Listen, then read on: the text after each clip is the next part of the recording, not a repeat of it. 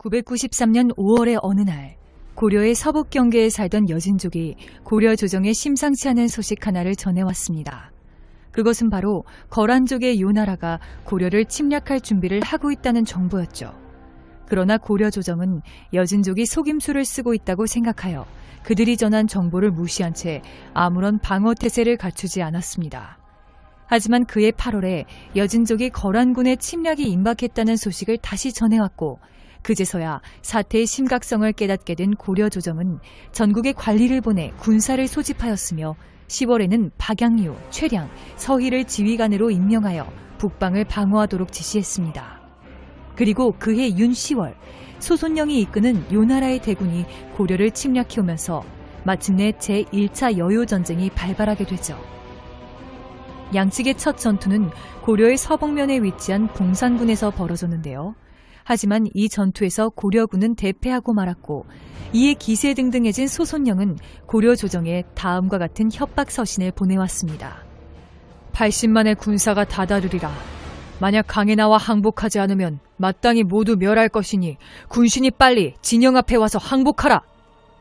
이에 고려 조정 내에서는 다양한 논의가 오고 갔는데 어떤 신하들은 항복론을 또 어떤 신하들은 서경 이북의 땅을 요나라에 넘겨주고 화친하자는 할지론을 주장했습니다. 그러자 당시 고려의 왕이었던 성종은 후자인 할지론에 동조하여 요나라 측의 땅을 떼어주려고 했죠. 그리고 이를 위해 그는 서경의 곡식 창고를 열어 백성들에게 나눠주도록 지시했고 그래도 곡식이 남아돌자 나머지는 모조리 대동강에 던져버리도록 명령했습니다. 그런데 바로 이때 갑자기 한 인물이 성종의 이러한 조치에 반대하고 나섰는데요. 이 인물이 바로 그 유명한 서희입니다. 서희는 이렇게 말하며 할지론에 따르려는 성종을 강하게 만류했습니다. 식량이 넉넉하면 성을 지킬 수 있으며 전투에도 이길 수 있습니다. 전쟁의 승부는 군대의 강약에 딸린 것이 아니라 적의 약점을 잘 살펴 기동하는 데 있으니 어찌 조급히 식량을 버릴 수 있겠습니까? 하물며 식량은 백성의 생명이니 차라리 적의 군량이 될지라도 어찌 헛되이 강에다 버리겠습니까? 그것은 하늘의 뜻에도 맞지 않을 것입니다. 거란의 동경으로부터 우리 안북부까지의 수백 리 땅은 모두 생여진이 살던 곳인데 광종이 그것을 빼앗아 가주, 송성 등의 성을 쌓은 것입니다. 지금 거란이 내침한 뜻은 이 두 성을 차지하려는 것에 불과한데 그들이 고구려의 옛 땅을 차지하겠다고 떠벌리는 것은 실제로는 우리를 두려워하는 것입니다. 지금 그들의 군세가 강성한 것만을 보고 급히 서경 이북 땅을 할양하는 것은 좋은 계책이 아닙니다. 게다가 삼각산 이북도 고구려의 옛 땅인데 저들이 끝없이 욕심을 부려 자꾸만 땅을 떼어달라면 우리 국토를 모조리 줄 수 있겠습니까? 하물며 적에게 국토를 할양하는 것은 만세의 치욕이오니 바라옵건대 주상께서는 도성으로 돌아가시고 신들에게 한번 그들과 싸워보게 한 뒤에 다시 의논하는 것도 늦지 않습니다. 그러자 성종은 그의 말이 옳다고 여겨 자신이 내린 명령을 중지시켰죠. 한편 요나라군의 총지휘관이 소손영은 고려 측이 오랫동안 별다른 반응을 보이지 않자 군사를 이끌고 이번에는 고려의 안용진을 공격하는데요. 그런데 놀랍게도 이때 대도수와 유방이 이끄는 고려군이 요나라군을 상대로 큰 승리를 거두었습니다. 그러자 이 소식을 전해들은 고려 조정은 80만 대군을 이끌고 왔다는 소손영의 주장이 허풍이었음을 깨닫게 되었고 그 결과 할지론에서 강화론으로 완전히 돌아서게 되죠. 그리고 성종은 이를 위해 신하들을 불러 모은 뒤 누가 능히 거란의 진영에 가서 말로써 군사를 물리치고 길이 남을 공을 세우겠느냐 라고 물었습니다. 그런데 기록에 따르면 이때 아무도 선뜻 나서는 자가 없었다고 합니다. 하지만 얼마 뒤 서희가 홀로 나서서 이렇게 말하며 자신이 가겠다고 자청했습니다. 신이 비록 불민하지만 어찌 감히 분부에 답하지 않으오리까. 그러자 성종은 강가까지 나가서 서희의 손을 잡고 위로하며 그를 전송했죠. 서희는 소손영과 회담을 시작하기 전부터 그와 치열한 기싸움을 벌여야만 했는데요. 성종의 국서를 들고 소손영의 군영에 도착한 서희는 먼저 통역을 시켜 요나라 측의 상견례 절차를 묻게 하였습니다. 그러자 소손영은 이렇게 말했죠. 나는 큰 나라의 귀인이니 그대가 마땅히 뜰에서 큰 절을 해야 한다. 다시 말해 요나라는 대국이고 고려는 소국이니 먼저 소국의 신하인 서희가 대국의 신하인 자신에게 큰 절을 해야 한다는 것이었습니다. 하지만 서희는 신하가 마루 아래에서 군왕에게 큰 절을 올리는 것은 예 맞지만 두 나라의 대신이 서로 만나는데 어찌 이와 같이 할 수 있겠는가? 라고 당당하게 말하며 소손영의 요구를 단호하게 거절했죠. 이후로도 이 문제를 두고 양측 간에 두세 번 정도 의견 충돌이 벌어졌지만 소손영은 끝까지 자신의 고집을 꺾지 않았는데요. 그러자 크게 분노한 서희는 갑자기 회담장을 박차고 나온 뒤 자신의 숙소로 돌아와 드러눕고는 일어나지 않았습니다. 그리고 서희의 이러한 행동에 크게 당황한 소손영은 그를 기이한 사람이라 여겼고 마침내 한 발 물러나서 서로 맞절을 하고는 드디어 회담을 시작하게 되죠. 회담이 시작되자 소손영이 먼저 이렇게 말했습니다. 너희 나라는 신라 땅에서 일어났고 고구려 땅은 우리 소유인데도 너희들이 침략하여 차지했다. 그리고 우리와 국경을 접하고 있는데도 바다를 넘어 송나라를 섬기기 때문에 오늘의 출병이 있게 된 것이다. 만약 땅을 분할에 바치고 조빙을 잘한다면 무사할 수 있을 것이다. 그러자 요나라 측의 침략 의도를 간파한 서희는 이렇게 답했죠. 그렇지 않다. 우리나라가 바로 고구려의 옛 땅이니 그 때문에 국호를 고려라 하고 평양에 도읍한 것이다. 국경 문제를 두고 말한다면 요나라의 동경도 모조리 우리 땅에 있어야 하는데 어찌 우리가 침략해 차지했다고 하는가. 게다가 압록강 안팎도 우리 땅인데 지금 여진이 그 땅을 훔쳐 살면서 완악하고 교활하게 거짓말을 하면서 길을 막고 있으니 요나라로 가는 것은 바다를 건너는 것보다 더 어렵다. 조빙이 통하지 않는 것은 여진 때문이니 만약 여진을 쫓아내고 우리의 옛 영토를 돌려주어 성과 보루를 쌓고 도로를 통하게 해준다면 어찌 감히 조빙을 잘하지 않겠는가. 장군이 만일 나의 말을 전자께 전달해준다면 전자께서 애절하게 여겨 받아들이실 것이다. 이처럼 서희가 소손영의 주장에 대해 여러 가지 합당한 이유를 대며 반박하자 더 이상 할 말이 없어진 소손영은 해당 내용을 곧장 본국에 보고 있는데요. 그러자 요나라의 황제는 고려가 이미 강화를 요청해왔으니 군사행동을 중지하라고 지시하였습니다. 양국의 강화 협상이 성공적으로 체결된 순간이었습니다. 강화 협상이 체결된 이후 소손영은 서희에게 잔치를 베풀어 주려 했는데요. 하지만 서희는 본국이 비록 잘못한 일은 없다 하더라도 요나라가 수고스럽게도 군대를 멀리로 출동시켰기에 우리는 상하 모두가 당황하여 무기를 든 채로 여러 날을 들판에서 지새웠으니 어찌 차마 잔치를 받고 즐기겠는가 라며 사양했다고 합니다. 그러나 소손영이 계속해서 권유하자 서희는 결국 수락하고는 즐겁게 놀며 잔치를 즐겼죠. 게다가 소손영은 서희가 돌아갈 때 그에게 낙타 10마리, 말 100필, 양 1000두와 비단 500필을 선물하기까지 했습니다. 이렇게 해서 제1차 여요전쟁은 서희의 대활약 덕분에 의외로 금방 끝이 났는데요. 이후 고려는 요나라와의 강화 협상 결과에 따라 994년부터 서북면의 여진족을 몰아내며 영토를 크게 확장하였고 또한 그 지역들에 여러 성들을 쌓았는데 이것이 바로 강동육주입니다. 그리고 이 강동육주는 이후에 벌어지게 되는 요나라와의 또 다른 전쟁에서 고려가 여러 번 승리를 거두고 더 나아가 훗날 강감찬이 귀주대첩에서 요나라군을 대파하고 대승을 거두는 데에 큰 기반이 되게 됩니다. 이번 시간에 살펴볼 인물은 대도수와 탁사정인데요. 먼저 대도수는 워낙 기록이 없어서 그의 출생연도와 출신 등은 알 수가 없습니다. 다만 그의 성이 대씨이기 때문인지 일설에 의하면 그가 934년에 고려로 투항해온 발해의 마지막 세자 대광현의 아들 혹은 손자라고 하는데요. 하지만 대광현은 당시 왕씨 성을 하사받았기 때문에 대도수가 정말 그의 후손이라면 대도수 역시 왕씨여야 정상일 텐데 아무튼 정확한 그의 가계는 잘 모르겠습니다. 그가 기록에 처음 등장하는 시기는 993년인데요. 993년 10월 요나라의 장수 소손영이 대군을 거느리고 고려를 침략하면서 제1차 요일전쟁이 발발하게 됩니다. 이때 소손영은 제일 먼저 고려의 봉선군을 쳐서 빼앗은 뒤 고려 측에 이러한 글을 보내 잔뜩 겁을 줬습니다. 80만 군사가 당도했으니 만약 강으로 나와 항복하지 않는다면 모조리 섬멸할 것이니 군신 모두가 속히 아군 앞에 와서 항복해야 한다. 80만은 당연히 과장이었겠지만 그래도 이러한 겁박이 통했는지 잔뜩 겁질린 고려 조정 내에서는 항복론이 대세를 이루게 됩니다. 심지어는 서경 이북의 땅을 떼어주자는 이른바 할지론을 주장하는 사람도 있었죠. 당시 고려의 6대 왕이었던 성종도 할지론 쪽으로 기울기 시작했는데요. 그런데 그 순간 서희가 나서서 항복에 반대하자 성종은 항복이 아닌 항전으로 마음을 굳히게 됩니다. 한편 수손령은 고려 측에서 아무런 반응이 없자 이번에는 고려의 안용진을 공격하기 시작했는데요. 바로 이때 중랑장 대도수와 낭장 유방이 요나라군의 공격을 막아내는 매우 값진 전공을 세웠습니다. 이후 서희는 소손령과 만나 그 유명한 단판을 짓게 되는데 아마도 대도수가 안용진에서 소손령의 요나라군을 막아내지 못했다면 서희가 소손령과의 단판을 통해 의미 있는 성과를 거두기는 몹시 힘들지 않았을까 싶습니다. 이후 대도수에 관한 기록은 보이지 않다가 제2차 요일전쟁이 발발한 시기인 1010년에 다시 등장하게 되는데요.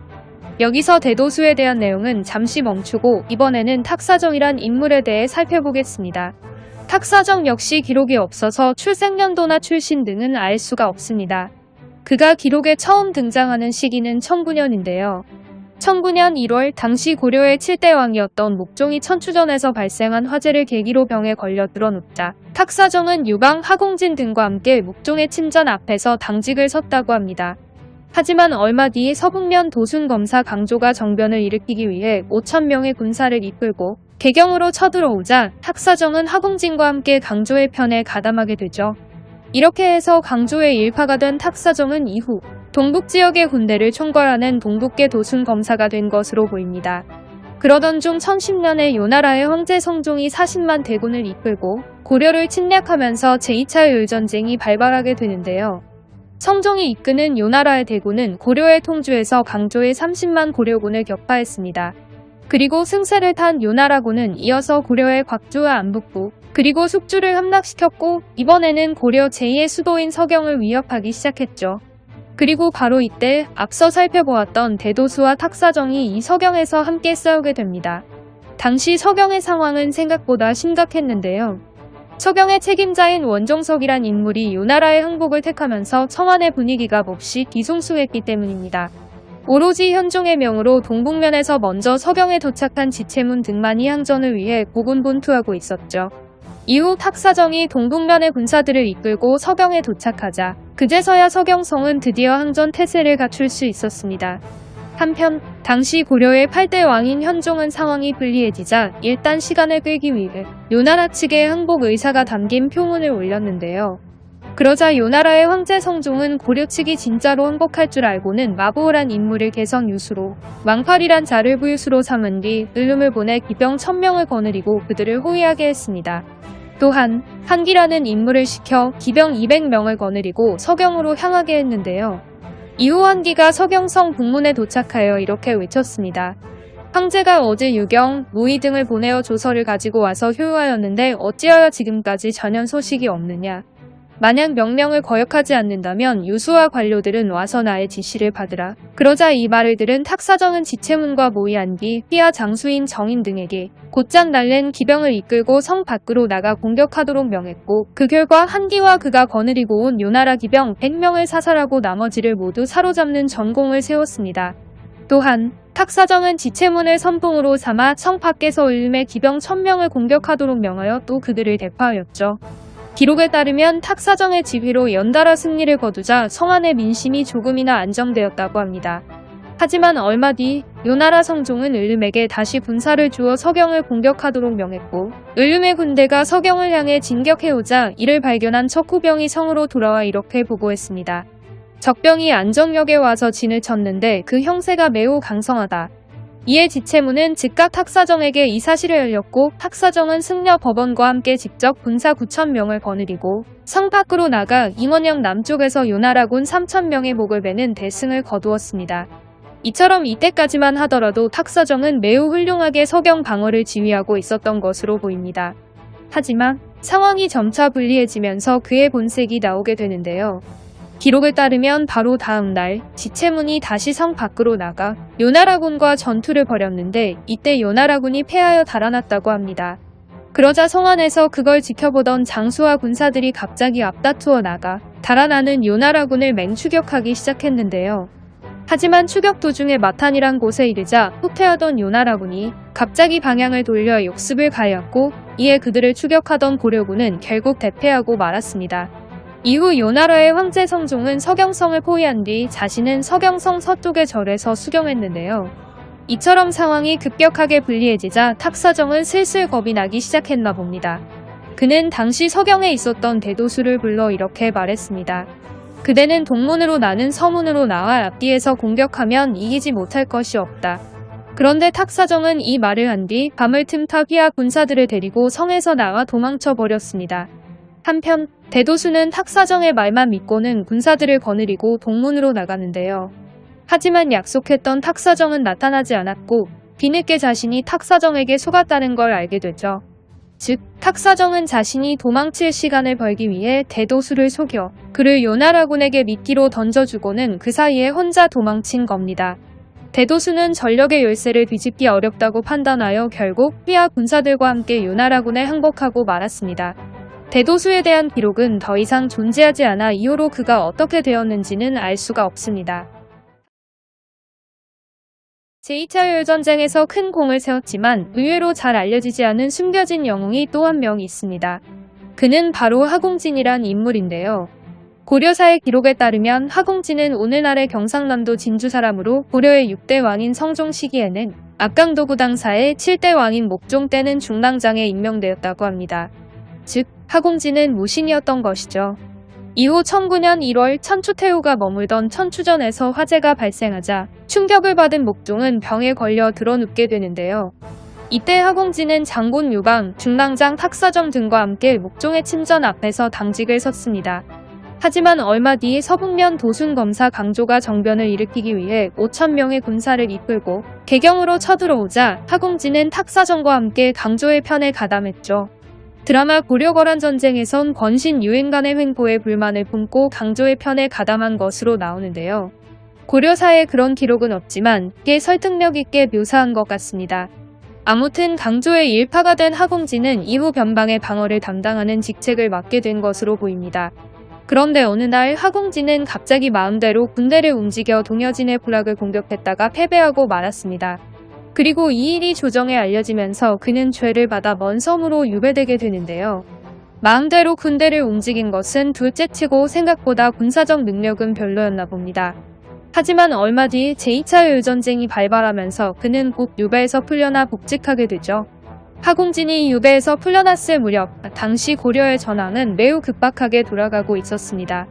1010년 11월 목종을 시해한 강조의 죄를 묻겠다며 친히 40만 대군을 이끌고 고려를 침략한 요나라의 황제 성종은 통주에서 방조의 30만 대군을 격파한 뒤 승세를 타고 계속해서 남하하여 각주, 안북부, 숙주를 함락시켰습니다.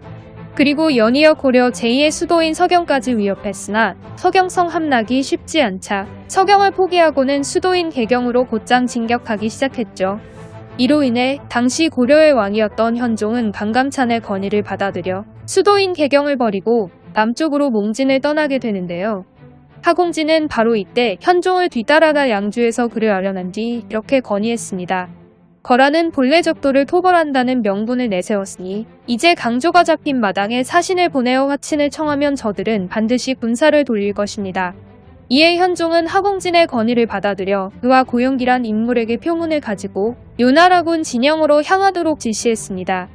이후 하공진은 오늘날의 경기도 양주시 회천 농인 창업에 가서 낭장장민과 별장정열이라 인물에게 표문을 주어 먼저 요나라 군영에 보낸 뒤 그들에게 이렇게 말하도록 지시했습니다.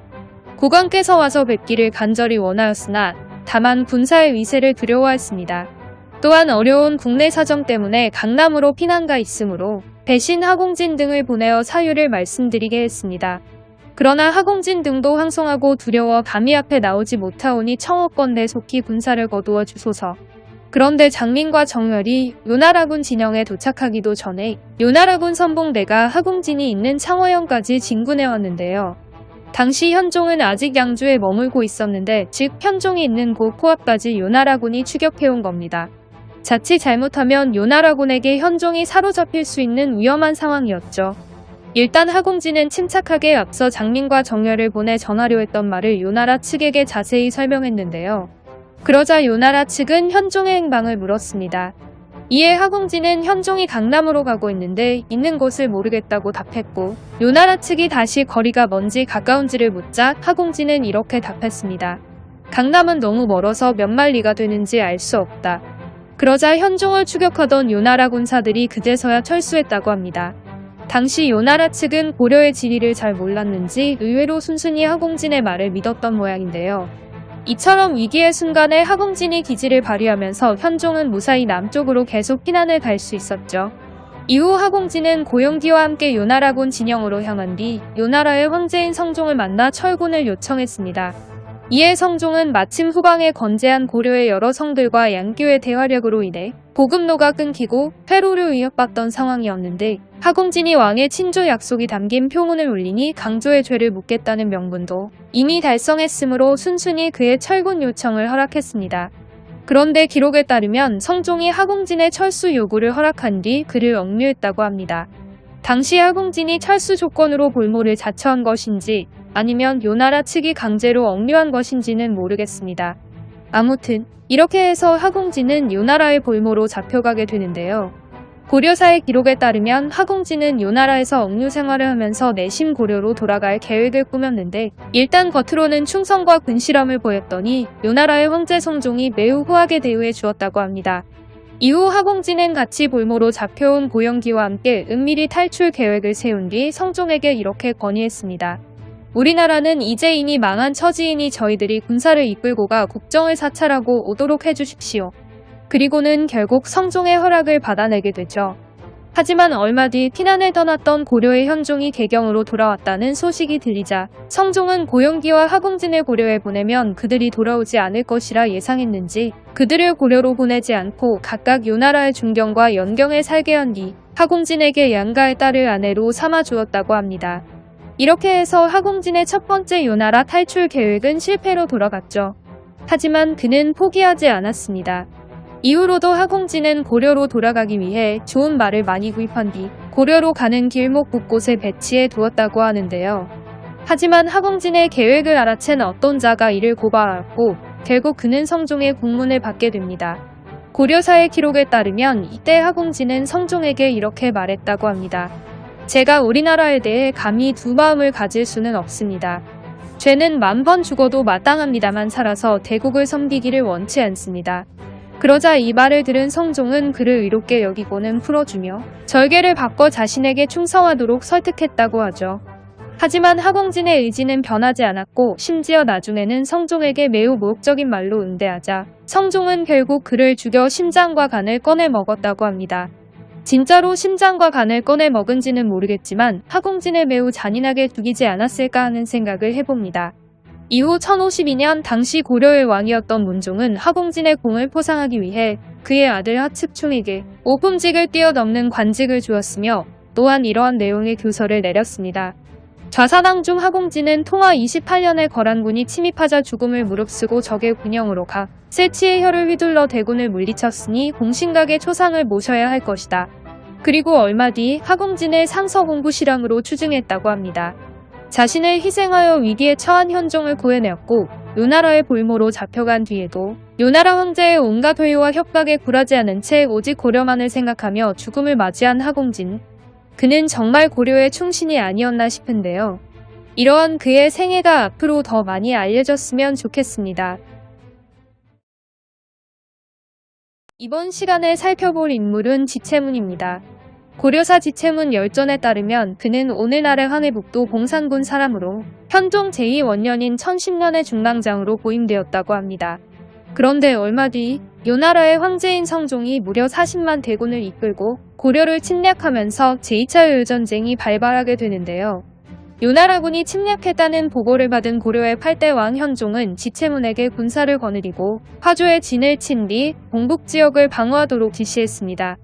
하지만 통주 전투에서 강조의 30만 고려군이 요나라군에게 대패하자 현종은 지체문에게 다시 명을 내려 동북면 군사들을 이끌고 서경을 구원토록 했죠. 한편 당시 서경성의 내부 사정은 매우 혼란스러웠던 것으로 보입니다. 고려사의 기록에 따르면 통주 전투에서 요나라군에게 포로로 잡힌 노이란자가 요나라의 앞잡이가 되어 요나라 사람 유경과 함께 경문을 가지고 서경으로 와서 항복을 권유하였다고 하는데요. 그러자 당시 서경의 책임자였던 서경 무유수 원종석은 막류들과 함께 항복한다는 표문을 만들었다고 합니다. 그리고 얼마 뒤 드디어 지체문이 동북면 군사들을 거느리고 서경성에 도착했는데요. 하지만 항복을 준비하고 있던 서경 측에서는 성문을 열어주지 않았죠. 이에 지체문과 함께 온 최창이 성 안에 있던 본대여사 조자기를 불러 꾸짖었고, 조자기는 앞서 노이와 유경이 항복을 권유하러 온 이를 설명한 뒤 몰래 성문을 열어주었습니다. 이후 지체문은 성 안으로 들어가 군대를 주둔시켰지만 서경대의 팽배해진 항복 분위기를 뒤집을 순 없었던 모양인데요. 고려사에 따르면 성 안으로 들어간 지체문과 최창은 서경 무유수 원종석에게 노이와 유경을 억류하고 성을 굳게 지키자고 설득했으나 원종석이 이를 듣지 않았다고 합니다. 이에 지체문은 최창과 은밀히 작전을 세운 뒤 원종석의 항복 표문을 가지고 요나라 군영으로 돌아가던 노이와 유경을 습격해 죽여버렸죠. 하지만 서경성 내에는 항복하려는 분위기가 여전하였고 지체문은 서경성 남쪽으로 나가 그곳에 주둔하며 성을 지켰습니다. 아무래도 서경성 내에서 항전을 주장하는 그를 배척하는 분위기가 상당히 심했었나 봅니다. 이때 오로지 대장군 정충절만이 지체문을 따라왔다고 하는데 그래도 서경성 내에 소수의 항전파 역시 존재했었던 것 같습니다. 그런데 얼마 뒤 동북계 도순검사 탁사정이 동북면 군의 본대를 이끌고 서경에 도착하자 지체문과 탁사정의 동북면 군이 서경군의 전력을 압도하면서 그제서야 서경성은 탁사정과 지체문의 지휘하에 드디어 항전 태세를 갖출 수 있었죠. 이후 지체문은 요나라 장수 을름의 기병 1000명을 격파하는가 하면 탁사정과 함께 을름의 군대를 다시 임원영 남쪽에서 대파하여 3000명을 사살하는 대승을 거두기도 했습니다. 당시 지체문과 그가 이끄는 동북면 정예군의 화력이 엄청났던 모양입니다. 하지만 승리의 기쁨은 그리 오래가진 못했습니다. 기록에 따르면 임원역 전투 바로 다음 날 지체문이 다시 출전하여 요나라군을 공격하니 요나라군이 패하여 달아났다고 합니다. 그런데 그 광경을 지켜보던 서경성의 여러 장수와 군사들이 갑자기 앞다투어 성에서 나와 요나라군을 추격하기 시작했습니다. 하지만 이는 요나라군의 유인책이었죠. 퇴각하던 요나라군이 마탄이란 곳에 이르자 갑자기 방향을 돌려 고려군을 역습했기 때문입니다. 이에 요나라군을 추격하던 서경의 고려군은 결국 대패하고 말았습니다. 이후 지체문은 급히 개경으로 돌아와 서경에서 있었던 패전 상황을 보고했는데요. 그러자 겁을 먹은 조정의 신하들이 현종에게 항복할 것을 간언했습니다. 하지만 그 순간 오직 강감찬만이 일단 남쪽으로 몽진을 떠날 것을 건의하였죠. 그리고 현종은 강감찬의 건의를 받아들여 남쪽으로 몽진을 떠날 준비를 하게 됩니다. 그런데 이때 지체문이 현종에게 이렇게 청했습니다. 제가 비록 분하고 겁이 많으나 곁에 있으면서 개와 말과 같은 노고를 다하게 해주십시오. 이에 현종은 크게 기뻐하며 그에게 술과 음식 그리고 은한장을 내려주었다고 합니다. 현종은 그날 밤 왕비들과 채충순 등의 몇몇 문신들 그리고 지체문과 50명의 호위병만 거느리고는 개경을 빠져나왔습니다. 이후 현종 일행은 먼저 적성현으로 향했는데요. 그런데 적성현의 단조역이란 곳에 이르자 갑자기 무장한 군졸인 견영이란 자가 단조역 사람들과 함께 나타나 활을 겨누며 현종 일행을 공격하려고 했습니다. 하지만 그 순간 지체문이 말을 타고 달려가 그들에게 활을 쏘니 뿔뿔이 달아났다고 합니다. 그리고 얼마 뒤 견영의 무리가 서남쪽 산에서 다시 나타나 현종 일행의 앞을 가로막았는데요. 그러나 이번에도 지체문이 다시 활을 쏴 그들을 물리쳤습니다. 이후 현종 일행은 창화현에 도착했습니다. 그런데 그곳에 향리가 갑자기 현종을 찾아와 이렇게 말하며 거들먹거렸죠. 주상께서는 저의 이름과 얼굴을 아십니까? 하지만 현종은 애써 못 들은 척했는데요. 그러자 화가 난 향리가 소란을 일으키고자 사람들을 시켜 하공진이 군사를 거느리고 왔다라고 소리를 지르게 하였습니다. 이에 지체문이 나서서 무엇 때문에 왔냐고 묻자 그 향리는 당시 현종을 호종 중이던 채충순과 김응인을 잡으려고 왔을 뿐이라고 답했죠. 그러자 곁에서 이 말을 듣고 있던 김응인 등이 모두 달아나 버렸고 오직 지체문과 채충순 그리고 송나라 출신 비화인인 주저 등만이 남아서 현종의 곁을 지켰다고 합니다. 이후 그날 밤 갑자기 적도들이 나타나 현종이 머물던 곳을 습격하려 했습니다. 이에 시정하던 신하와 환관 그리고 궁녀들까지 모두 달아났고 오직 두 왕후와 시녀 2명 그리고 승지 양엽과 충필 등만이 현종의 곁을 지켰다고 하는데요. 그러자 바로 이때 다시 한번 지체문이 나섰습니다. 기록에 따르면 지체문이 상황을 잘 살펴 대응하니 적도들이 감히 접근하지 못했다고 합니다. 다음날 새벽이 되자 지체문은 두 왕후를 먼저 빠져나가게 한 뒤 현종에게 이렇게 말했습니다. 간밤에 적도들은 하공진이 아닌 듯하니 신이 가서 추적해 보겠습니다. 하지만 현종은 지체문도 자신을 버리고 도망갈까봐 겁이 났는지 허락하지 않았죠. 그러자 지체문은 현종에게 이렇게 말했습니다. 신이 만약 주상을 배반하여 언행이 일치하지 않는다면 하늘이 필시 저를 죽일 것입니다. 이후 지체문은 결국 현종의 허락을 받아 즉각 창화연으로 향했는데요. 그런데 도중에 하공진과 유종을 만났고 이에 지체문이 전에 있었던 적도들의 변란을 설명한 뒤 하공진에게 따져 물었더니 그가 벌인 일이 아닌 것으로 밝혀졌죠. 이후 지체문은 하공진, 유종과 함께 현종에게 돌아왔고 현종은 그들을 접견하고 노고를 위로하였습니다. 그리고 얼마 뒤 하공진은 현종의 명을 받아 요나라 측의 화친을 요청하기 위해 다시 창화연으로 향하게 되죠. 다음 해인 1011년 1월 당시 현종 일행은 광주에 머물고 있었습니다. 그런데 광주로 오던 길의 방향이 어긋났는지 두 왕후의 행방을 알 수가 없었는데요. 그러자 이번에도 지체문이 요탄역이란 곳까지 가서 두 왕후를 모시고 왔죠. 이후 현종 일행은 광주를 떠나 이번에는 비내역이란 곳에 이르렀습니다. 그리고 이때 현종을 호종하던 유종이 자신의 고향인 양성현으로 가자고 청하자 현종이 기뻐하며 그곳으로 향했죠. 그런데 기록에 따르면 이후 유종 등이 두 왕후를 각기 고향으로 돌려보내고 현종을 호종하던 병사들도 모두 동쪽 변방으로 보내 만약의 사태에 대비하자고 건의했다 하는데요. 현종의 이를 지체문에게 의논하자 지체문은 대성통곡하며 이렇게 반대했습니다. 지금 임금과 신하가 길을 잃고 왕화에 걸려들어 이처럼 피난 다니고 있으니 진실로 인과의에 따라 행동함으로써 민심을 수습해야 할 때입니다. 그런데도 왕후를 버리고 살기를 찾는 짓을 차마 할 수 있겠습니까? 이후 현종 일행은 계속해서 남쪽으로 향하다가 어느 날 사산현이란 곳을 지나게 되었습니다. 그런데 마침 근처의 밭에 기러기 떼가 앉아있는 것을 발견한 지체문은 현종을 기쁘게 해주고자 곧장 말을 타고 달려나갔죠. 그리고 깜짝 놀란 기러기가 날아오르자 지체문은 몸을 뒤집어 위를 향해 활을 쏘아 기러기를 맞춰 떨어뜨렸습니다. 그리고 이를 본 현종이 즐거워하니 지체문은 기러기를 주워다 바치며 현종에게 이렇게 말했다고 합니다. 이와 같은 신하가 있으니 어찌 도적을 걱정하겠습니까? 이에 현종은 크게 웃으며 그를 칭찬했다고 하죠. 이후 현종 일행은 천안부에 이르렀습니다. 그런데 이때 현종을 호종하던 유종 등이 자신들이 먼저 다음 장소로 이동해 필요한 물건을 준비하고 기다리겠다고 현종을 속이고는 달아나 버렸죠.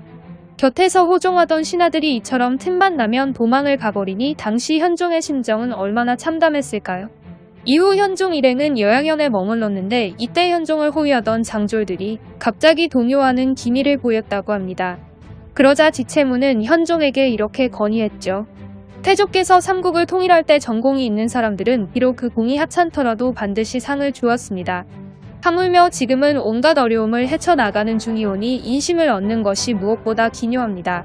우선 상을 베풀어 격려하도록 하소서. 이에 현종은 현안지 등 16명을 중윤으로 임명했습니다. 이후 현종 일행은 삼내역에 도착했는데요.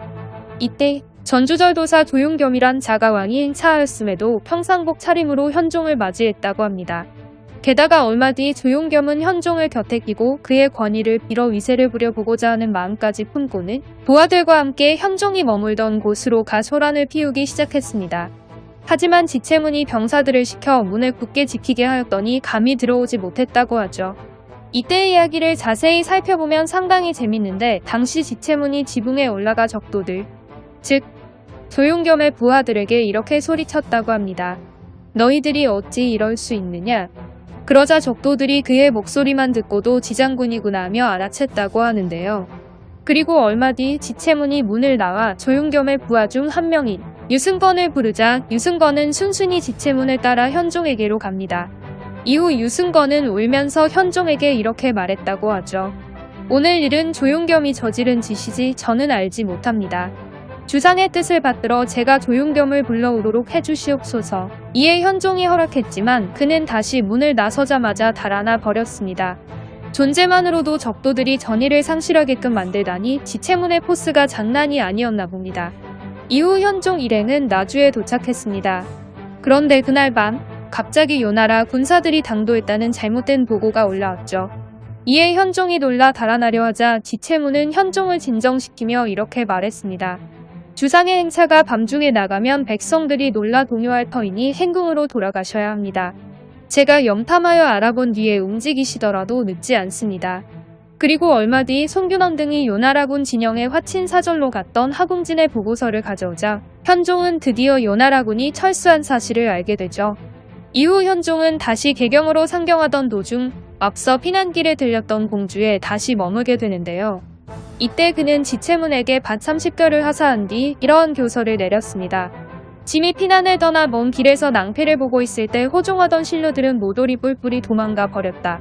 오직 지체문만이 온갖 고생을 무릅쓰고 산을 넘고 물을 건너며 말고기 잡는 수고를 사양하지 않았고 끝내 송죽처럼 절개를 지켰다. 그 빼어난 공운을 생각할 때 어찌 특별히 응급을 내리지 않겠는가. 이후 현종은 개경에 무사히 돌아왔고 그를 끝까지 호종했던 지체문은 1016년 무관으로서 오상시를 겸하게 됩니다. 그리고 1026년에는 우보가를 지내다가 그 해에 결국 눈을 감게 되죠. 이후 훗날 현종 다음으로 고려의 9대 왕이 된 덕종은 이러한 조서를 내렸습니다. 보상장군 좌복의 지체문은 선왕께서 남쪽으로 파천하셨을 때 홀로 충절을 온전히 지켜 으뜸가는 공운을 세웠으니 이제 그 공운을 조목별로 기록하여 후세 사람들에게 권장하노라. 이처럼 지체문은 현종의 몽진 과정에서 그를 호종하던 신하들이 죄다 도망가는 와중에도 끝까지 현종의 곁을 지켰던 진정한 충신이었습니다. 다만 아무래도 전장에서 크게 활약했던 인물은 아니다 보니 인지도는 생각보다 낮은 편인데요. 하지만 지체문이 여러 차례 현종의 신변을 보호하면서 나주까지 무사히 호종하지 않았다면 현종은 아마 무사히 개경으로 다시 돌아오지 못했을 것이고 이후 고려의 운명은 매우 참담했겠죠. 대하사극 고려거란 전쟁에서 곧 전개될 현종의 몽진 스토리, 충신 지체문의 활약이 어떻게 묘사되어 나올지 벌써부터 기대가 됩니다. 이번 시간에 알아볼 인물은 김숙흥인데요. 김숙흥은 제2차 요일전쟁 당시 양교와 함께 크게 활약한 인물로 양교는 최근 들어 꽤 많이 알려진 편이지만 김숙흥에 대해선 잘 모르시는 분들이 많습니다. 1010년 직접 수십만 대군을 이끌고 고려를 침략한 요나라의 황제 성종은 통주에서 강조의 30만 고려군을 격파한 뒤 고려의 현종을 생포하기 위해 파죽지세로 남하하여 고려의 수도인 개경까지 함락시켰습니다. 그러나 현종은 강감찬의 권위를 받아들여 이미 몽진을 떠난 뒤였고 흥화진을 지키던 양교가 결사대를 이끌고 곽주성을 재탈환하는 데 성공하면서 요나라군의 보급로를 차단한 상태였기에 성종은 현종을 생포하는 것이 어렵다고 판단하여 추격을 중단한 뒤 본국으로 철수하기 시작했는데요. 하지만 이들의 철수 과정은 결코 순탄치 않았습니다. 왜냐하면 그들이 지나쳐온 여러 성의 고려군들이 이 침략자들을 응징하기 위해 기다리고 있었기 때문입니다. 철수하던 요나라군이 처음으로 마주한 것이 바로 비주성의 김숙흥 부대였습니다. 김숙흥은 중랑장 보량이란 인물과 함께 청천강을 건너온 요나라군을 비주에서 요격하여 무려 1만여 명을 사살하는 엄청난 성과를 거두었죠. 이후 김숙흥은 양규의 결사대와 합류한 뒤 1011년 1월 28일에 애전이란 곳에서 요나라군을 또다시 요격 채 1천여 명의 목을 베는 성과를 거두었습니다. 그런데 얼마 뒤 그곳에 요나라의 황제 성종이 이끄는 수십만의 요나라군 본대가 나타났는데요. 당시 소수의 결사대만 이끌고 있었던 양교와 김숙흥은 엄청난 전력 차이에도 불구하고 화살이 다 떨어지고 휘하 군사들이 전멸할 때까지 맞서 싸우다가 그들 역시 장렬히 전사하였습니다. 고려사의 기록에 따르면 양교와 김숙흥은 이때 적군이 쏜 화살을 온몸에 맞고 전사하였다고 하니 당시 이들이 얼마나 처절하게 싸웠는지를 잘 알 수 있습니다. 그런데 양교와 김숙흥은 이때 전력의 열세에도 불구하고 왜 퇴각하지 않고 무리하게 수십만의 적군을 상대로 맹렬히 싸우다가 전사한 것이었을까요? 그 이유는 당시 그들이 요나라군으로부터 구출해낸 고려 백성들이 요나라군의 추격을 피해 도망갈 시간을 벌고자 그랬던 것으로 보인다고 합니다. 고려의 백성들을 지키기 위해 자신들의 목숨을 기꺼이 바친 겁니다. 이후 요나라군은 압록강에 도착한 뒤 강을 건너 본국으로 퇴각하기 시작했는데요. 갑자기 그 순간 정성이 이끄는 고려군이 나타나 강을 건너던 요나라군을 습격하여 큰 피해를 주었습니다. 이때 정성의 고려군이 요나라군에게 큰 피해를 줄 수 있었던 것도 이전에 양규와 김숙흥이 수차례 요나라군을 요격하여 그들을 크게 지치게 만든 덕분으로 볼 수도 있겠죠. 아무튼 이렇게 해서 2차 여유전쟁이 끝이 나자 현종은 이러한 내용의 교서를 내려 김숙흥을 장군으로 추증하고 그의 어머니에게 크게 포상했습니다. 추증한 장군 김숙흥은 변방의 성을 지킬 때부터 적과 용감히 싸워 파죽지세의 승리로 전공을 세웠으나 복병이 쏜 화살에 맞아 끝내 목숨을 거두고 말았다. 과거의 노고를 기념하여 마땅히 후한상을 주어야 할 것이다. 이에 그의 모친에게 매년 곡식 50석을 종신토록 주노라. 그리고 이후 벌어진 3차 여유전쟁에서 강감찬이 이끄는 고려군이 요나라군을 크게 격파하여 오랫동안 이어진 고려거란 전쟁에 마침내 종지부를 찍은 1019년 현종은 양규와 김숙흥을 공신으로 삼았고 1024년에는 그 사람에게 4500상 공신의 칭호를 내려주었습니다. 이후 현종이 죽고 그의 아들인 문종이 즉위하자 그는 이러한 내용의 조서를 내려 그들의 초상화를 공신각에 봉안하도록 명령했습니다. 대중성부 3년 거한이 침략했을 때 서북면 도순검사 양규와 무지위 김숙흥 등은 몸을 바쳐 힘껏 싸워 연전연승하였으나 화살을 온 몸에 맞고 함께 진중해서 전사하였다. 그 전공을 추념하여 마땅히 표창해야 할 것이니 공신각에 초상을 걸어서 뒷사람들에게 권장하도록 하라. 이처럼 여유전쟁에서 김숙흥은 크게 활약한 영웅이었지만 오늘날 많이 알려지지 않은 인물이라 참 안타깝다는 생각이 드는데요. 이번에 방영 중인 고려거란 전쟁을 통해 김숙흥과 같이 잘 알려지지 않은 고려의 다른 숨겨진 영웅들의 활약도 꼭 조명되어지길 바라봅니다. 1009년 서북면 도순검사 강조가 정변을 일으켜 당시 고려의 7대 임금이었던 목종을 폐위시킨 뒤 다음 임금으로 현종을 옹립하는 사건이 일어났습니다. 그러자 마침 고려를 침략할 구실을 찾고 있었던 요나라의 황제 성종은 임금을 시해한 강조의 죄를 묻겠다며 고려를 침공하겠다고 선언했죠. 이에 고려 측에서는 강조에게 30만 대군을 거느리고 강동 6주 중 하나인 통주에 주둔하여 요나라의 침략에 대비하게 했는데요. 다음 달인 11월 요나라의 황제 성종이 직접 40만 대군을 이끌고 압록강을 건너 고려를 침공하면서 마침내 제2차 여유전쟁이 발발하게 됩니다. 요나라군은 제일 먼저 압록강 부근에 있는 고려의 흥화진을 공격했습니다. 당시 흥화진을 지키고 있던 고려의 장수는 양규라는 인물이었는데요. 흥화진의 고려군은 양규의 지휘하에 요나라 40만 대군의 맹공을 무려 일주일간 막아냈습니다. 그러자 당황한 성종은 성 안에 편지를 보내 회유를 시도했는데 양규를 비롯한 성 안의 장수들 모두가 이를 거부했습니다. 이에 성종은 흥화진 공격을 포기하고는 20만 군사를 근처에 주둔시킨 뒤 나머지 20만 대군을 이끌고 남하하기 시작했죠. 한편 고려의 30만 대군을 이끌고 출정한 강조는 통주에 진을 친 뒤 요나라군을 기다리고 있습니다. 그리고 얼마 뒤 흥화진을 포기하고 남하하던 요나라군과 마주치게 되면서 드디어 양측 주력군 간의 전투가 벌어지게 되는데요. 초기에는 검찰을 앞세운 고려군이 요나라군의 진격을 여러 차례 물리치며 큰 승리를 거둔 것으로 보입니다. 그런데 고려사에 따르면 강조는 요나라군을 여러 차례 물리치게 되자 적을 얕보고는 방비를 게을리했다고 합니다. 그러던 중 갑자기 요나라군이 고려군 진영에 기습을 가해왔는데 이때 강조는 요나라군의 기습을 가해왔다는 보고를 받고도 이를 무시한 채 별다른 행동을 취하지 않았습니다. 그런데 잠시 뒤에 재차 보고가 들어오자 그제서야 벌떡 일어나 사태의 심각성을 깨닫게 되는데요. 하지만 때는 이미 늦어버렸고 결국 그는 코앞까지 들이닥친 요나라군에게 생포되고 말았으며 얼마 뒤 성종의 회유를 거절하면서 처형당하게 됩니다. 그리고 순식간에 지휘관을 잃은 고려의 군사들은 큰 혼란에 빠져 도망치던 중 추격해온 요나라군 기병들에게 무참히 도륙당했는데 이때 죽임을 당한 군사들의 수가 무려 3만여 명에 달했다고 합니다. 이로써 고려의 30만 주력군은 요나라군의 기습 공격을 받고 대패하여 결국 와해되고 말았습니다. 이후 요나라군은 통주성을 공격했으나 함락시키지 못하자 통주성을 포기하고 곽주성을 공격하여 함락시킨 뒤 군사 6,000명을 잔류시켜 수비하도록 했습니다. 그리고는 계속해서 남하하여 이번에는 고려 제2의 수도인 서경을 공격하기 시작했죠. 한편 고려 조정은 완전히 패닉 상태에 빠져 있었는데요. 기록에 따르면 당시 신하들 모두가 요나라에 항복할 것을 주장했다고 합니다. 하지만 이때 갑자기 한 인물만이 홀로 나서서 항복이 아닌 항전을 주장하며 현종에게 일단 남쪽으로 피난을 떠날 것을 건의했는데, 이 인물이 바로 훗날 벌어지게 되는 제3차 여요전쟁에서 귀주대첩의 신화를 이뤄내게 되는 강감찬입니다.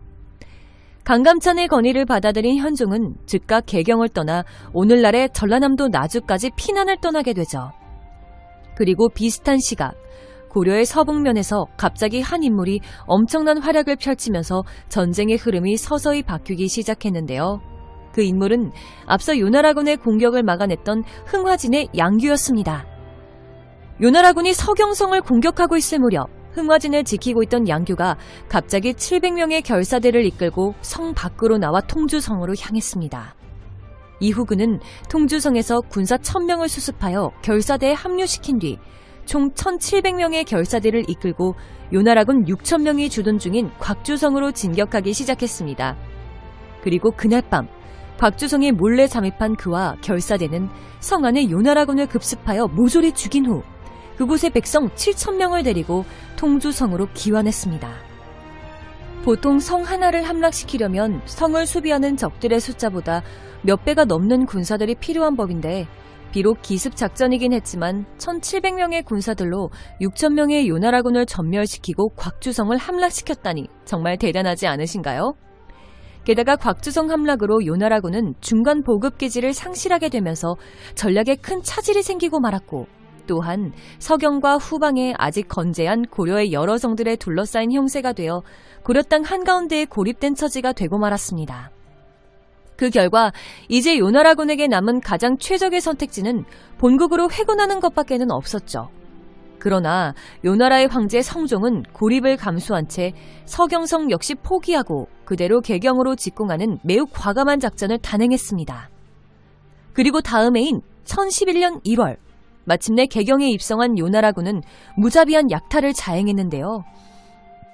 하지만 가장 중요한 현종은 이미 개경을 빠져나와 피난을 떠난 상태였죠. 그런데 얼마 뒤 갑자기 현종이 보낸 하공진이라는 인물이 요나라군의 진영에 도착하여 교섭을 시도했습니다. 이때 성종은 그에게 국왕은 지금 어디 있느냐고 물었는데요. 그러자 하공진은 강남으로 가고 있는데 자세히는 모른다고 답했습니다. 이에 성종이 그곳의 거리가 먼지 가까운지를 물었는데 하공진은 너무 멀어 몇 마리나 되는지 알 수 없다고 거짓말을 하였습니다. 그러자 성종은 당시 고려의 지리를 전혀 몰랐는지 하공진의 말을 그대로 믿었고, 이미 후방에 건재한 고려의 여러 성들로 인해 퇴로를 위협받고 있는 상황에서 더 이상의 추격은 불가능하다고 판단하여 결국 철군을 결정하게 되죠. 하지만 이들은 무사히 본국으로 돌아갈 수가 없었습니다. 왜냐하면 앞서 요나라군이 무시하고 지나쳐왔던 성들의 고려군들이 침략자를 응징하기 위해 기다리고 있었기 때문입니다. 철수하는 요나라군을 제일 먼저 요격한 인물은 귀주성의 김숙흥이었습니다. 요나라군이 청정강을 건너 귀주에 이르자 김숙흥은 중랑장 보량과 함께 요나라군을 습격하여 1만여 명의 목을 베는 성과를 거두었습니다. 그리고 얼마 뒤 이번에는 양규가 무로대에서 요나라군을 습격하여 2000여 명의 목을 벤 뒤 요나라군의 포로로 잡힌 백성 2000여 명을 구출해냈으며, 연이어 이수에서 요나라군 2500여 명의 목을 벤 뒤 백성 1000여 명을 구해냈습니다. 그리고 사흘 뒤 다시 여리참에서 요나라군 1000여 명의 목을 베고 백성 1000여 명을 구출해냈죠. 이처럼 양규는 당시 요나라군을 기습하여 단순히 타격만 입히는 것이 아니라 포로로 잡혀 끌려가고 있던 고려의 백성들까지 구출해내는 매우 의미 있는 성과들을 거두고 있었습니다. 이후 양규는 김숙흥 부대와 합류했고, 양규와 김숙흥 부대는 애전에서 또다시 요나라군을 습격하여 1000명의 목을 베는 성과를 거두게 됩니다. 그런데 얼마 뒤 이들은 성종이 이끄는 요나라군의 본대와 마주치게 되는데요. 이때 양규와 김숙흥은 전력의 압도적인 열세에도 불구하고 요나라의 대군에 맞서 한 발도 물러서지 않고 처절한 전투를 벌였습니다. 하지만 전력의 열세를 뒤집기에는 역부족이었고, 결국 양규와 김숙흥은 전멸한 군사들과 함께 전사하게 되죠. 이때 양규가 퇴각하지 않고 자신을 포함하여 모두 전멸할 때까지 무리하게 전투를 벌인 이유는 당시 요나라군에게 포로로 붙잡혀 있던 고려의 백성들이 도망칠 수 있는 시간을 벌기 위해 그랬던 것으로 보인다고 합니다. 백성들을 구하기 위해 그와 결사되는 죽음을 각오하고 처절한 사투를 벌였던 것입니다. 한편 비록 승리하긴 했지만 그동안 계속된 고려군의 요격에 큰 피해를 입은 데다가 지칠 대로 지친 요나라군은 간신히 압록강을 건너기 시작했는데요. 그 순간 갑자기 정성이 이끄는 고려군이 나타나 요나라군을 습격했고 그 결과 수많은 요나라 군사들이 도망치다가 강물에 빠져 죽었다고 합니다. 2차 여요전쟁에서 양규의 활약은 엄청났습니다. 기록에 따르면 양규는 아무런 지원도 받지 못한 채 한 달 사이에 7번을 싸워 수많은 적군의 목을 베었고 요나라군의 포로로 잡힌 백성들을 무려 3만여 명이나 구출해냈으며 말과 낙타와 병장기를 노획한 것 역시 이루다 헤아릴 수 없었다고 하는데요. 이처럼 엄청난 활약을 펼치며 멸망 직전의 고려를 위기에서 구해낸 양규. 아마 서희, 강감찬의 버금가는 여요 전쟁사에서 절대 빼놓을 수 없는 고려의 영웅이 아닌가 싶습니다.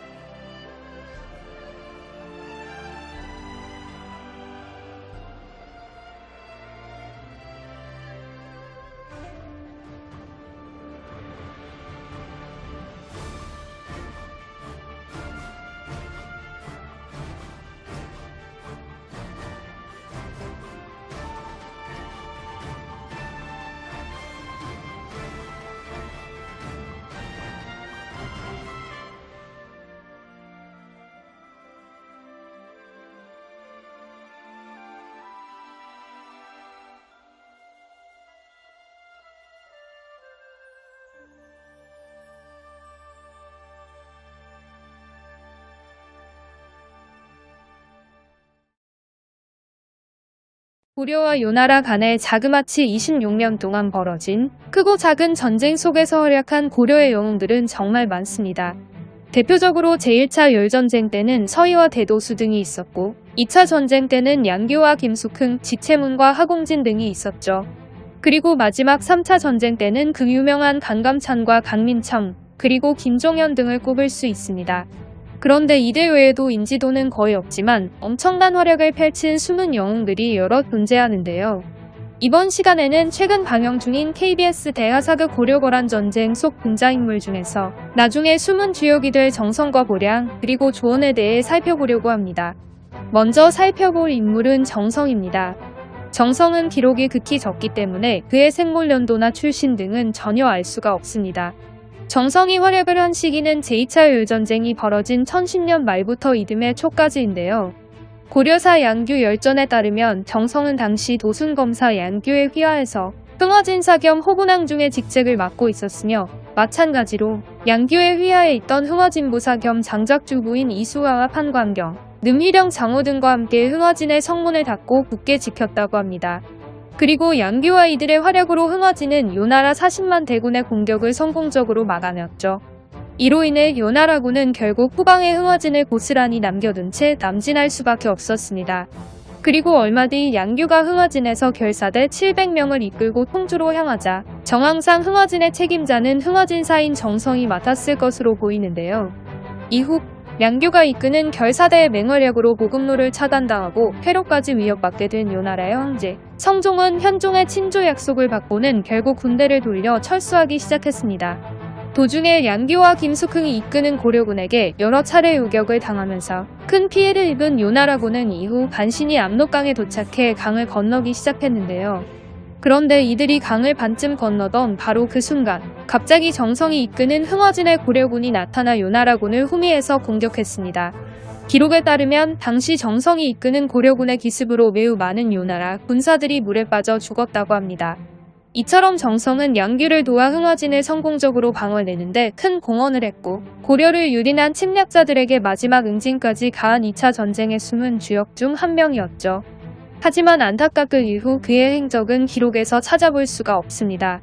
다음으로 살펴볼 인물은 보량입니다. 고량은 그의 전공에 대한 고작 한 줄의 기록밖에 없기에 당연히 생물연도나 출신 등은 전혀 알 수가 없습니다. 고량도 정성과 마찬가지로 제2차 요일전쟁 때 활약한 인물인데요. 당시 고량은 중랑장 직책을 맡고 있었는데 여기서 중랑장은 장군 바로 아래 계급으로 오늘날의 대령 정도의 지위라고 생각하시면 됩니다. 아무튼 기록에 따르면 현종의 친조 약속을 받고 본국으로 철수하기 시작한 요나라군이 비주에 이르자 고량은 비주별장 김숙흥과 함께 요나라군을 습격하여 무려 1만여 명의 목을 베는 엄청난 전공을 세웠다고 합니다. 이때 고량과 그의 휘하에 있었던 김숙흥이 세운 전공은 제2차 요일전쟁 때 고려 측이 야전에서 거둔 승리 중 단일 전투로는 최대의 전과였다고 하죠. 고량에 대한 기록은 이 한 줄밖에 없기에 이후의 행적은 더 이상 알 수가 없습니다. 마지막으로 살펴볼 인물은 조원입니다. 조원도 기록이 워낙 적기 때문에 그의 생골연도와 출신 등은 알 수가 없습니다. 조원은 앞서 살펴보았던 정성, 고량과는 달리 2차 전쟁뿐만 아니라 훗날 벌어지게 되는 마지막 3차 전쟁에서도 대활약했던 인물인데요. 고려사의 기록에 따르면 1007년에 조원 등을 급제시켰다고 하는데 즉 조원은 고려의 7대 왕인 목종 시기의 과거에서 장원 급제하여 관직에 진출한 문신이었던 것이죠. 이후 1010년 친히 40만 대군을 이끌고 고려를 침략한 요나라의 황제 성종은 통주에서 강조의 30만 대군을 격파한 뒤 연이어 박주, 안북부, 숙주를 함락시켰습니다. 그리고 계속해서 남하하여 이번에는 고려의 서경을 위협하기 시작했죠. 이에 당시 고려의 8대 왕이었던 현종은 동북면을 지키고 있던 지체문에게 명을 내려 군사들을 이끌고 서경을 구원하도록 했는데요. 이후 서경성은 지체문과 탁사정 등의 활약으로 요나라군의 공격을 여러 차례 격퇴했습니다. 하지만 얼마 뒤 서경의 고려군은 요나라군의 유인책에 속아 대패하고 말았고 이후 요성종이 이끄는 요나라군 본대가 서경성을 포위하기 시작했습니다. 그러자 겁을 먹은 탁사정이 서경성에서 몰래 빠져나와 도주하는가 하면 그에게 속은 대도수가 휘하 군사들과 함께 요나라군에 항복하면서 서경성은 극심한 혼란에 빠졌죠. 당시 서경에 있었던 조원도 강민청, 홍협, 방유 등과 함께 어찌할 바를 모르고 있었다고 하는데요. 이후 이들은 신사에 비하고 점을 쳤는데 좋은 점괘가 나오자 조원을 추대하여 병마사로 삼았다고 합니다. 병마사로 추대된 조원은 강민청 등과 함께 흩어진 군사들을 수습하여 성문을 닫고 굳게 지켰고 결국 서경을 끝까지 지켜내는 공을 세우게 되죠. 이후 조원의 행적은 보이지 않다가 3차 요일전쟁 때 다시 등장하게 되는데요. 1018년 요나라의 장수 소배합이 10만 정예기병을 이끌고 고려를 침략하면서 제3차 요일전쟁이 발발했습니다. 이때 요나라군은 흥어진과 자주에서 강감찬과 강민첨을 고려군에게 요격을 당해 큰 피해를 입게 되는데요. 그럼에도 소배합은 포기하지 않고 개경을 향해 계속해서 남하했습니다. 그런데 기록에 따르면 당시 남하하던 요나라군이 도중에 마탄이란 곳에 이르자 이때 실항으로서 출전한 조원이 요나라군을 요격하여 무려 1만여 명을 사살하는 엄청난 전공을 세웠다고 합니다.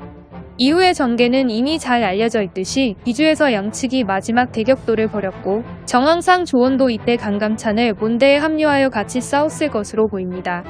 그리고 이 전투에서 강감찬이 지휘한 고려군이 대승하여 오랫동안 이어진 지긋지긋한 요나라와의 전쟁에 드디어 종지부를 찍게 됐죠. 이처럼 조원은 제2차 요일전쟁 때는 서경 방어전을 훌륭하게 수행해냈으며 3차 요일전쟁 때는 마탄에서 요나라군 1만 명의 목을 베는 엄청난 전공을 세움으로써 나중에 귀주에서 강감찬의 고려군이 요나라군을 대파하는 데에 상당한 공헌을 했습니다. 그런데 안타깝게도 조원의 이후 행적은 기록이 없어서 더 이상 알 수가 없습니다. 지금까지 제2차 요일전쟁과 제3차 요일전쟁에서 대단한 활약을 펼쳤던 정성과 고량 그리고 조원에 대해 살펴봤습니다.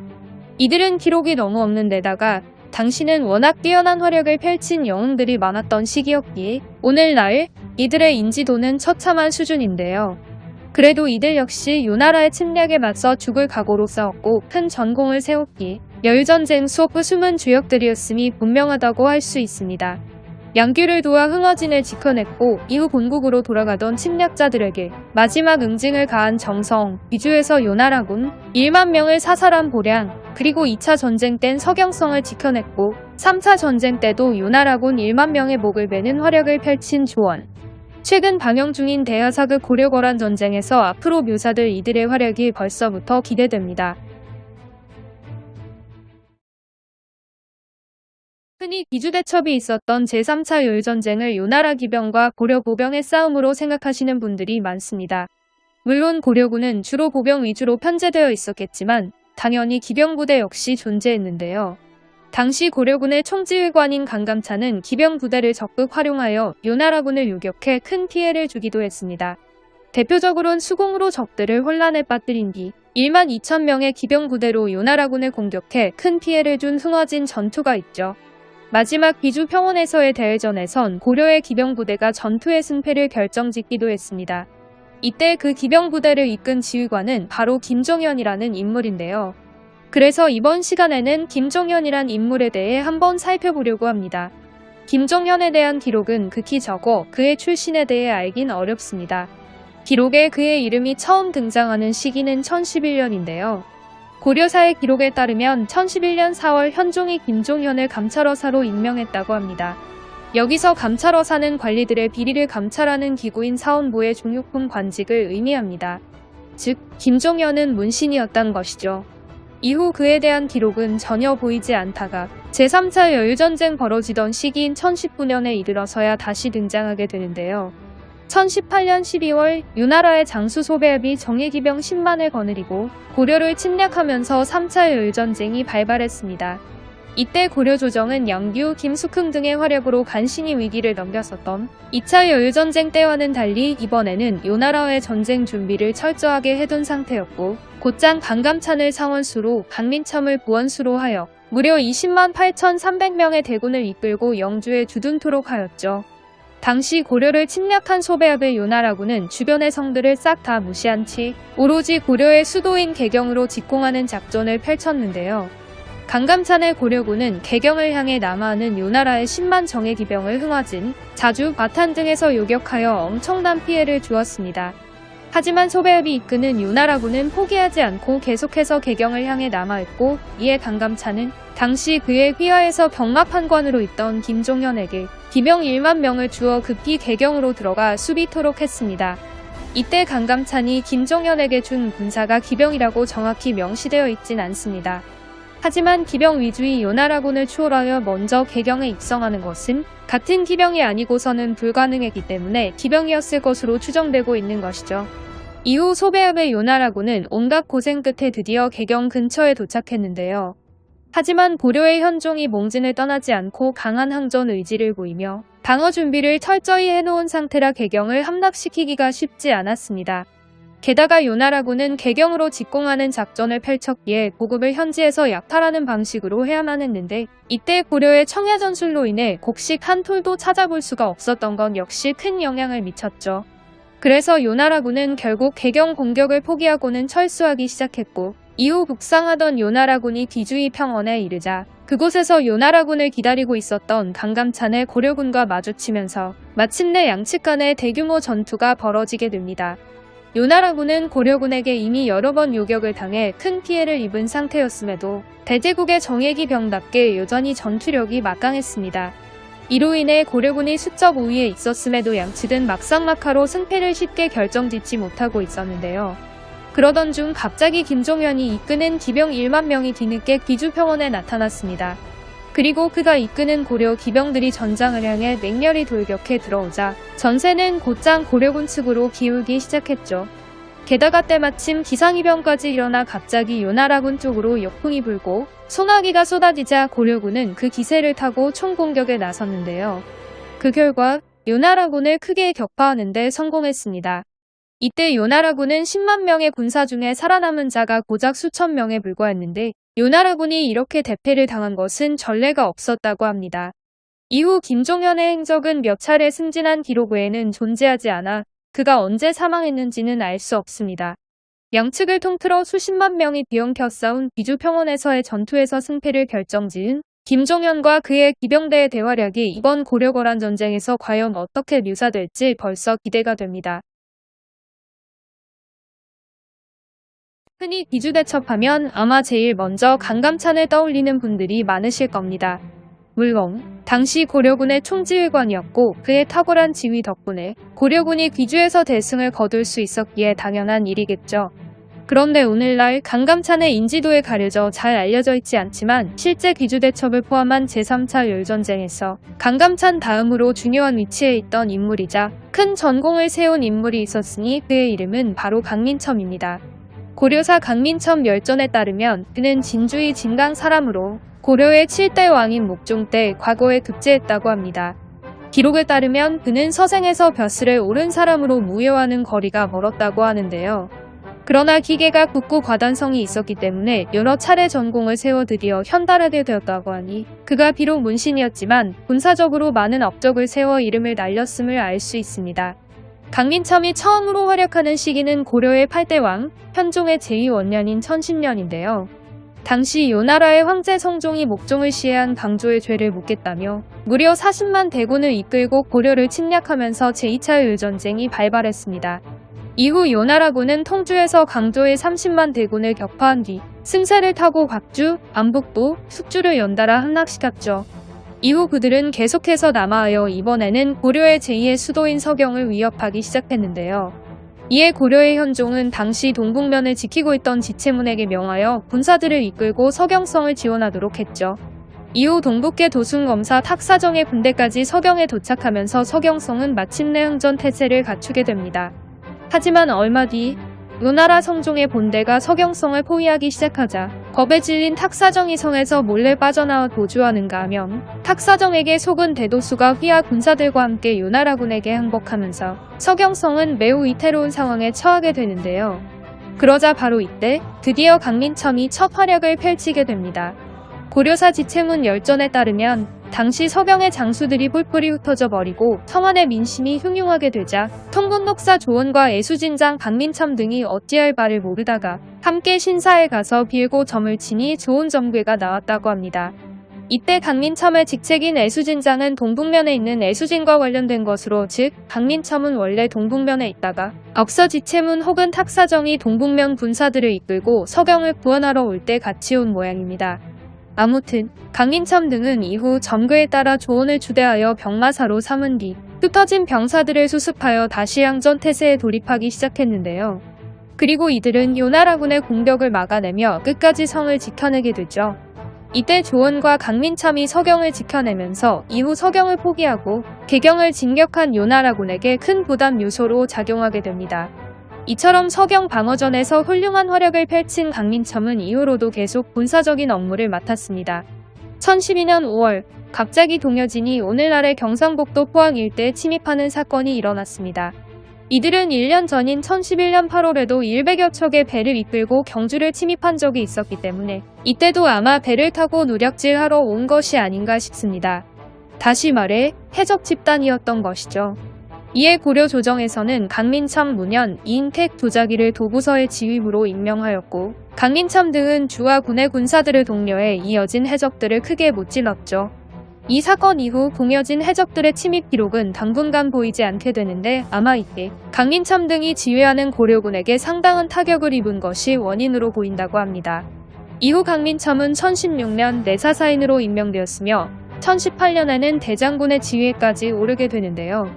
1018년 12월 요나라의 장수 소배압이 10만의 정예 기병을 이끌고 고려를 침략하면서 제3차 열전쟁이 발발했습니다. 이에 고려 조정에서는 강감찬을 상원수로 대장군 강민첨을 부원수로 삼아 무려 20만 8,300명을 거느리고 영주에 주둔하게 하였죠. 이후 강민첨은 강감찬을 도와 흥하진에 기병 1만 2천 명을 매복시켜 놓은 뒤 동아줄로 소가죽을 꿰어 성 동쪽의 큰 냇물을 막고 기다렸습니다.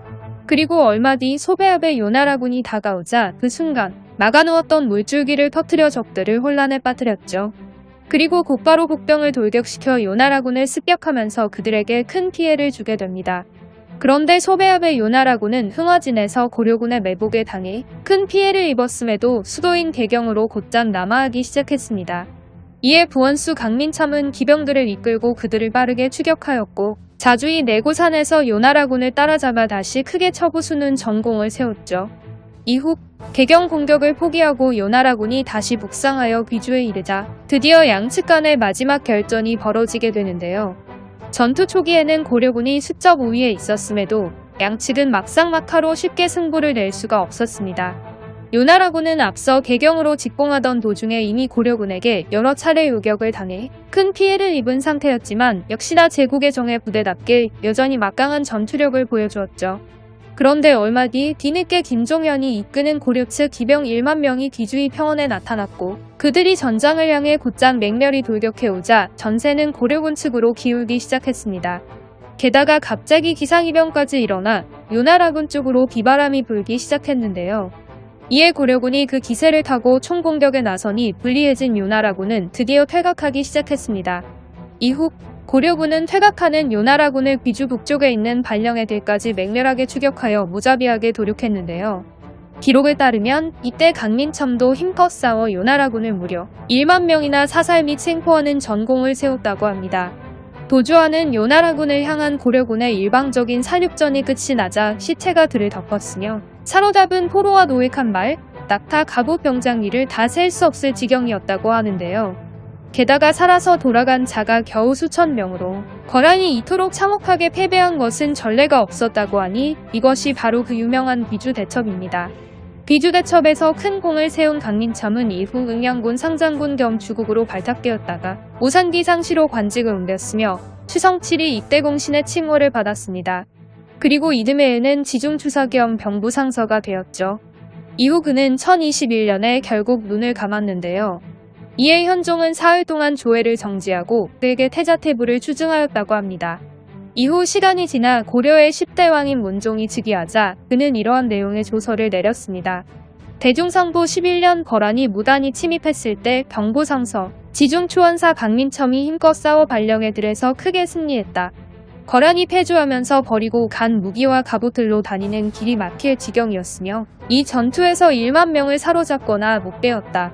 그 전공을 돌이켜 생각해보건대 표창을 함이 마땅하거니와 공신각에 초상을 걸어서 후세 사람들의 모범이 되게 하라. 강민첨은 서생에서 벼슬에 오른 사람으로 무예와는 거리가 멀었지만 외적의 침입으로 나라가 위기에 처했을 때마다 뛰어난 군사적 재능을 발휘하여 여러 차례 전공을 세웠습니다. 그리고 마지막 제3차 열전쟁 때는 20만 고려군의 보원수가 되어 총지휘관인 강감찬을 도와 수십 년간 이어진 요나라와의 지긋지긋한 전쟁에 마침내 종지부를 찍는 데 큰 공헌을 하였죠. 그의 이러한 행적이 지금보다 더 널리 알려졌으면 좋겠습니다. 안녕하세요. 역사랑 놀자입니다. 이번 시간에는 우리나라의 전쟁사에서 가장 유명한 3대 대첩 중 하나인 귀주대첩의 주인공 강감찬에 대해서 살펴보려고 하는데요. 그런데 재미있는 점은 아무래도 그가 큰 업적을 이룬 전쟁 영웅이다 보니 듬직하고 카리스마 있는 전형적인 장군의 이미지가 강하지만 고려사의 기록을 보면 실제 그의 생김새는 체구가 작고 얼굴이 못생겼다고 기록되어 있습니다. 또한 그는 애초에 무신이 아닌 문신이었고요. 다만 엄숙한 자세로 나라의 정책을 결정지으며 나라의 우뚝한 기둥이자 초성 역할을 하였다고 하니 즉 작지만 큰 인물이었던 셈이지요. 그럼 지금부터 강감찬의 일대기를 시작해보도록 하겠습니다. 강감찬의 처음 이름은 강은천으로 948년에 태어났는데요. 그는 어렸을 때부터 학문을 좋아하고 기발한 지략이 많았다고 합니다. 이후 983년 12월이 되자 36세의 나이로 과거 시험에 합격하게 되는데 꽤나 늦은 나이에 관직 생활을 시작한 편이었죠. 그런데 이후에 그의 행적은 여러 차례 승진하여 관직 생활 26년 만인 1009년에 정사품인 예부시랑이 되었다는 기록밖에는 나와 있지가 않습니다. 그런데 그가 관직 생활을 하던 중 고려에서 요나라의 1차 침입과 강조의 정변이 일어나게 되는데요. 이때까지만 하더라도 당시 그는 고려 조정 내에서 중요한 인물이 아니었습니다. 그러나 얼마 안가 그가 고려 조정 내에서 갑자기 눈에 띄게 되는 사건이 일어나게 되는데 그것은 바로 요나라의 2차 침공이었습니다. 1010년 요나라의 황제 성종은 강조의 정변을 구실로 자그마치 40만 대군을 일으켜 고려를 침공했는데요. 이로 인해 강조는 고려의 주력군을 이끌고 통주에서 요나라군을 막으려고 하였으나 결국 대패하고 말았습니다.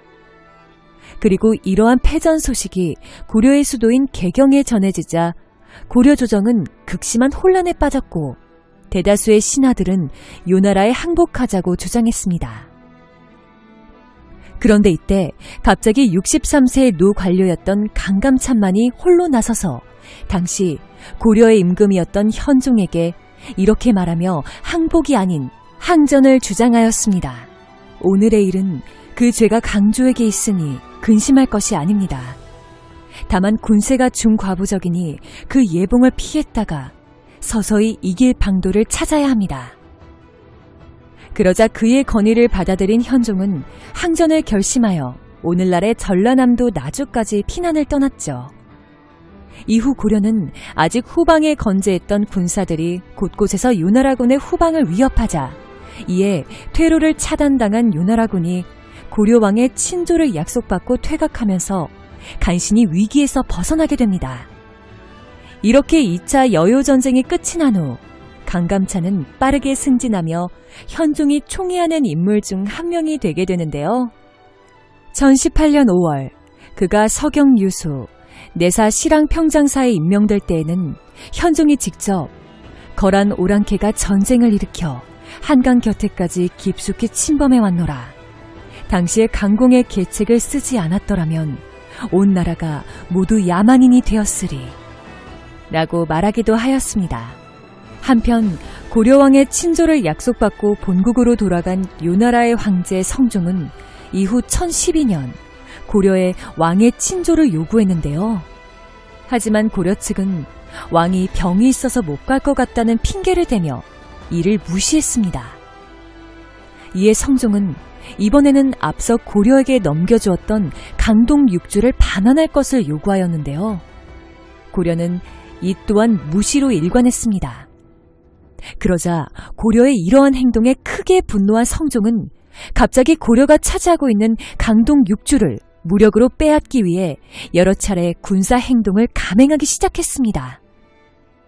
하지만 이마저도 고려군에게 번번이 패하여 격퇴당하자 별다른 소득을 얻지 못한 요나라는 결국 다시 한번 대대적인 침공을 준비하기 시작했고 1018년 12월 요나라의 장수 소배압이 정예기병 10만을 거느리고 고려를 침공하면서 마침내 제3차 여요전쟁이 시작되게 됩니다.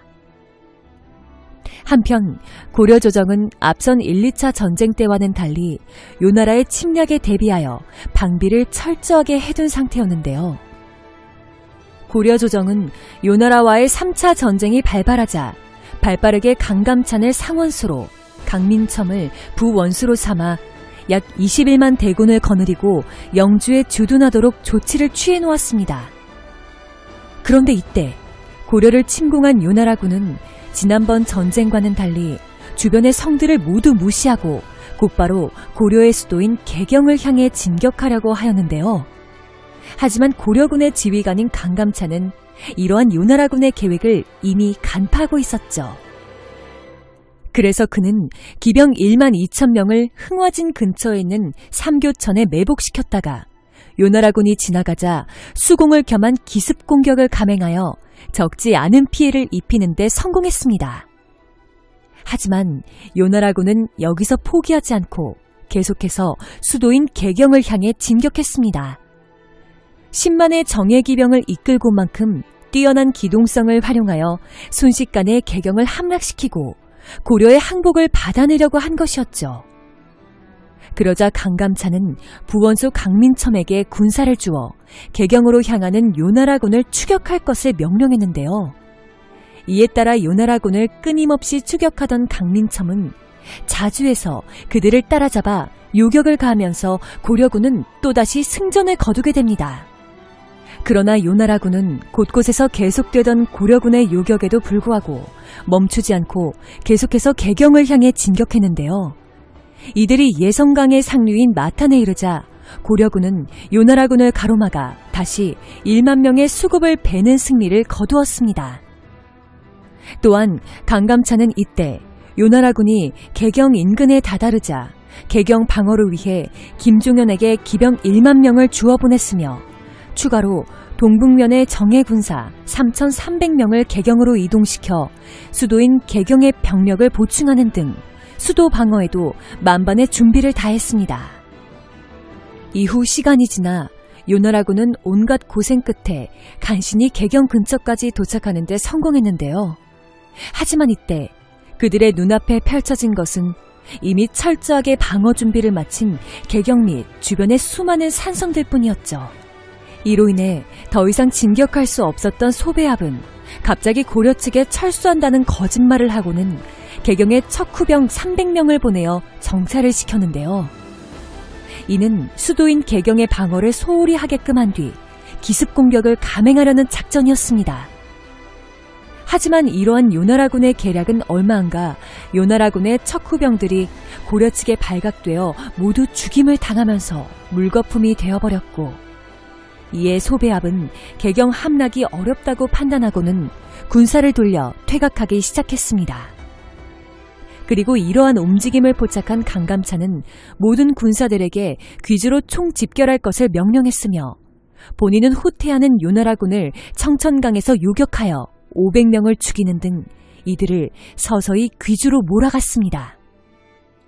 이후 1019년 2월 1일 퇴각하던 요나라군이 귀주에 도착하여 이미 그곳에서 기다리고 있던 고려군과 마주치자 드디어 양측 간에 최후의 결전이 벌어졌습니다.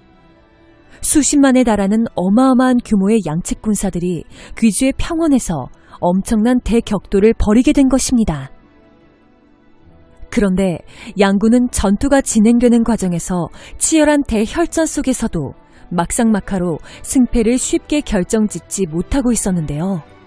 그러던 중 갑자기 뒤늦게 군사들을 이끌고 도착한 김종현의 고려군 기병 1만 명이 요나라군의 후방에 나타났습니다. 그리고 그가 이끄는 고려의 기병들이 요나라군의 후방을 향하여 곧바로 돌격해 들어오자 전세는 점점 고려군 쪽으로 기울기 시작했습니다. 더불어 갑자기 기상이변까지 일어나 요나라군 쪽으로 역풍이 불고 소나기까지 쏟아지자 이 기세를 탄 고려군은 총공격에 나섰는데요. 그 결과 요나라군을 크게 격파하는 데 성공했습니다.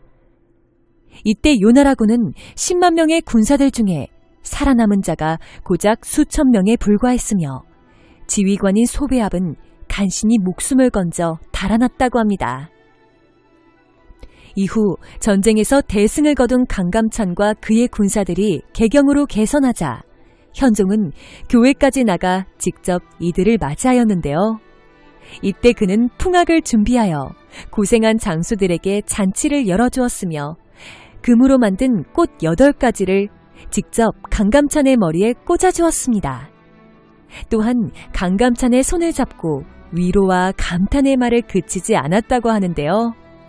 아무래도 즉위 직후부터 약 10년간 끊임없이 요나라의 위협에 시달려온 그였던 만큼 강감찬이 귀주에서 거둔 대승을 누구보다도 크게 기뻐했던 것으로 보입니다.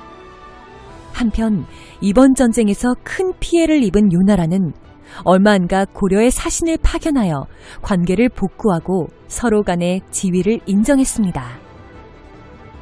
또한 요나라의 황제 성종은 고려군에게 대패한 소배합이 본국으로 돌아오자 크게 분노하여 네가 적을 깔보고 깊이 들어가서 이 지경에 이르렀으니 무슨 면목으로 나를 볼 것이냐.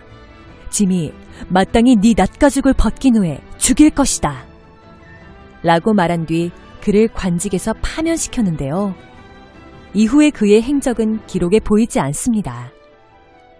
이로써 요나라의 대군을 크게 격파하는 데 성공한 고려는 이 시점부터 국제적으로 위상이 급격히 높아졌고, 이후 요나라와 송나라 간의 사이에서 세력 균형을 맞추는 역할이 되어 외교상의 막대한 이득을 챙기며 최고의 전성기를 맞이하게 됩니다.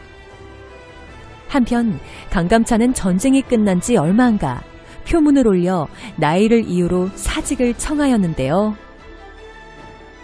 아무래도 무려 70세가 넘는 고령의 나이에 수십만의 군사들이 전투를 벌이는 대규모의 전쟁을 지휘하였으니 몸과 마음에 심한 부담이 되어 건강상에 큰 무리가 왔을 법합니다. 하지만 현종은 이를 만류하며 오히려 그에게 안석과 지팡이를 내려주었고 더불어 사흘에 한 번만 조회에 나오도록 하였습니다. 이후 그는 수도인 개경방어의 강화를 위해 나성의 축조를 건의하고 1030년에는 고려의 최고 관직인 문화시중을 지내다가 1031년 8월 84세의 나이로 그만 눈을 감았습니다. 그리고 당시 고려의 새로운 임금으로 즉위한 덕종은 강감찬이 사망하자 4일 동안 조회를 정지하였고 또한 그에게 인헌이라는 시호를 내렸는데요. 오늘날 서울 관악구에 있는 인헌 초중고등학교의 인헌은 바로 강감찬의 시호를 의미합니다.